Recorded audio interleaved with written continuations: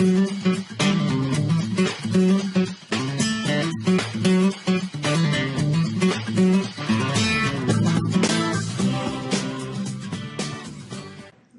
Friends, मैं रुचिका हूं और मैं इंग्लिश एकेडमी में आपका स्वागत करती हूं। पूर्ण अपूर्ण भूतकाल, जिसे हम पास्ट परफेक्ट कॉन्टिन्यूअस टेंस भी कह सकते हैं। फ्रेंड्स, आपको मैं याद दिला दूं कि आप अंग्रेजी सुने, इसी से आप अंग्रेजी बोलना सीख सकते हैं। अंग्रेजी बातचीत समझने की कोशिश कीजिए और अंग्रेजी बोलने की भी कोशिश कीजिए। तो कैसे पहचानेंगे हम कि कोई वाक्य पास्ट परफेक्ट कॉन्टिन्यूअस टेंस का है? जिस वाक्य के अंत में से रहा था या फिर से रही थी या फिर से रहे थे, इनमें से कोई भी शब्द अगर आएंगे तो वह पास्ट परफेक्ट कॉन्टिन्यूअस टेंस का है। जो कार्य भूतकाल में एक निश्चित अवधि से दूसरी निश्चित अवधि तक किए जा रहे हों, ऐसे कार्यों के लिए हम यही काल इस्तेमाल करते हैं। जब आप किसी अनिश्चित समय की बात करेंगे, जैसे कि 10 मिनट, 2 दिन, तो आप फॉर लगाएंगे इंग्लिश में। और जब समय निश्चित है, जैसे कि सोमवार से, जनवरी से, सन 2000 से, तो आप सिंस का इस्तेमाल करेंगे for a definite time period. Example देखिए, मैं 1 घंटे से दौड़ रहा था। I had been running for 1 hour. हम 1 घंटे से दौड़ रहे थे। We had been running for 1 hour. तुम 1 घंटे से दौड़ रहे थे। You had been running for 1 hour. जब वाक्य है लड़कियां 1 घंटे से दौड़ रही थी, Girls had been running for 1 hour. वह 1 घंटे से दौड़ रहा था। He had been running for 1 hour. वो 1 घंटे से दौड़ रही थी, तो यहां पे she had been running for 1 hour. जब वाक्य है वे 1 घंटे से दौड़ रहे थे, They had been running for 1 hour. जब किसी व्यक्ति का नाम है, व्यक्तिवाचक संज्ञा या प्रॉपर नाउन जिसे हम कहते हैं, सीता 1 घंटे से दौड़ रही थी। Sita had been running for 1 hour.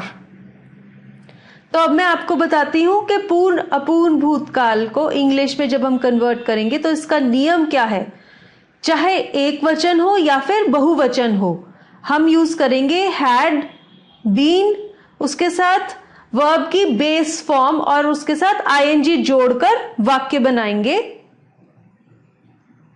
जब नेगेटिव वाक्य है तो हैड और बीन के बीच में नॉट लगा देंगे, हैड नॉट बीन। और जब कोई प्रश्न वाला वाक्य है तो वाक्य शुरू होगा हैड से और उसके बाद जो भी नाम है किसी का या प्रोनाउन या जिसे हम सर्वनाम कहते हैं वो आएगा, फिर आएगा बीन।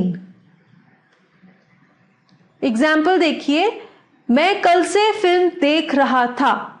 तो जो मैंने आपको नियम बताया है, आई हैड बीन, उसके बाद देखना को कहते हैं वॉच। वॉच फर्स्ट फॉर्म ही रहेगी, उसके साथ आईएनजी जोड़ देंगे watching. I had been watching, उसके बाद लगा देंगे जो ऑब्जेक्ट होता है, जैसे कि यहां पे है film, movie. I had been watching movie. Since yesterday क्यों लिखा मैंने? कल से, कल मीन्स येस्टरडे।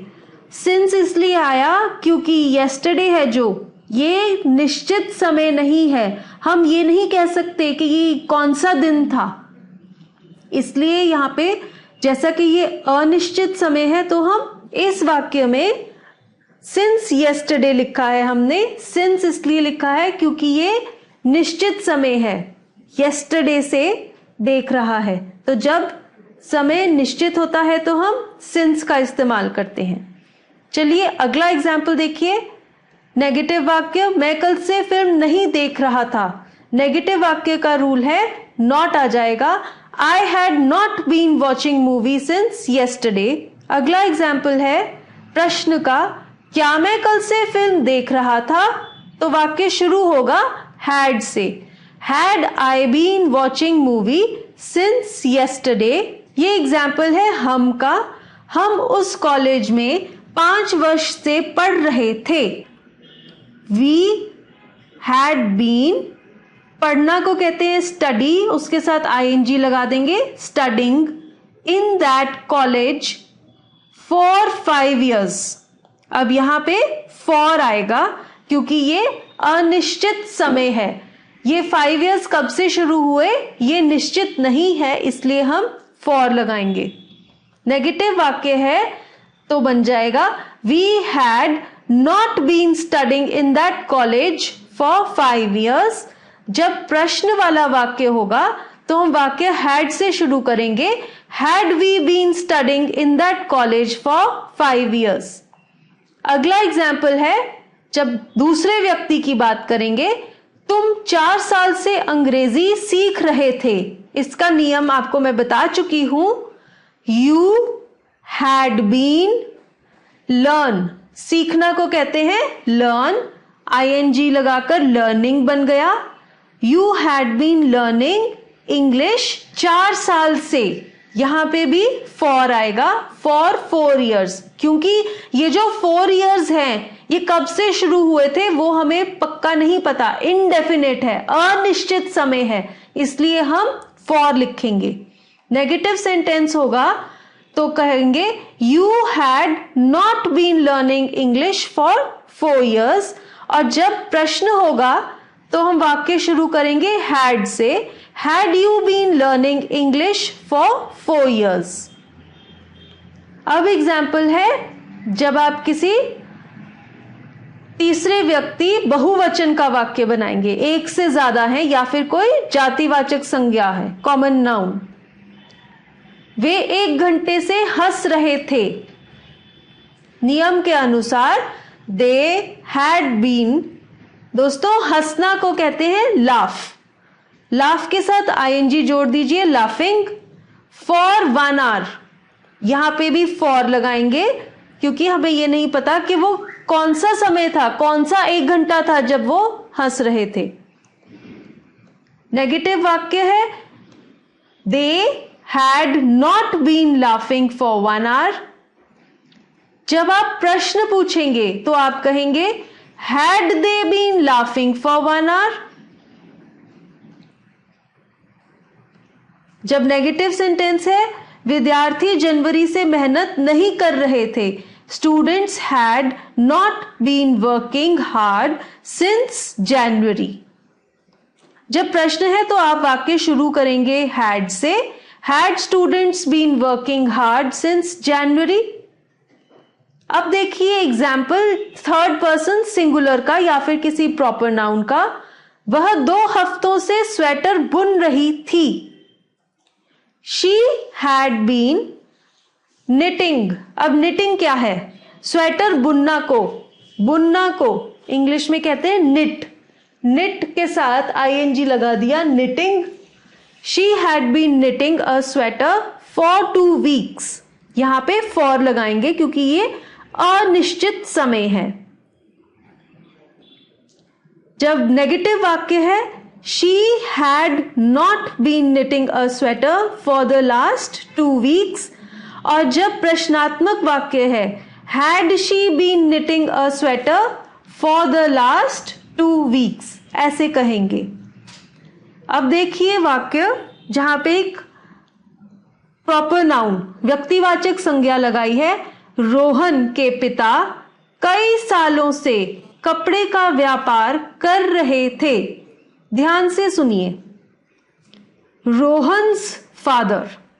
अब ये रोहन के साथ अपॉस्ट्रोफी कॉमा लगाया है, इसे कहते हैं, इसका मतलब होता है रोहन के पिता। रोहन्स फादर हैड बीन, कपड़े का व्यापार करना, इसे इंग्लिश में कहेंगे डील इन क्लॉथ। इसमें जो वर्ब है वो है डील। डील के साथ आईएनजी लगाया मैंने, dealing in cloth for many years. यहां पे भी फॉर लगाया क्योंकि ये मैनी ईयर्स कब से शुरू हुए ये निश्चित नहीं बताया हुआ है। अब ये वाक्य है प्रैक्टिस के लिए। क्या मैं 4 बजे से सो रही थी?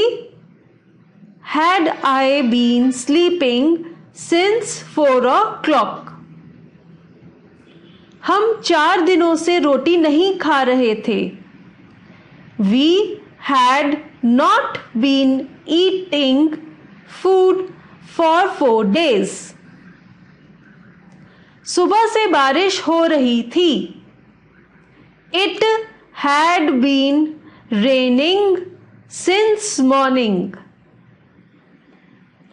रीटा 5 वर्षों से नृत्य सीख रही थी। Rita had been learning dance for 5 years. वे 1984 से इस घर में रह रहे थे। They had been living in this house since 1984. Thank you हमारा ये वीडियो देखने के लिए, और ये लिंक्स पे आप और भी लेसन्स देख सकते हैं।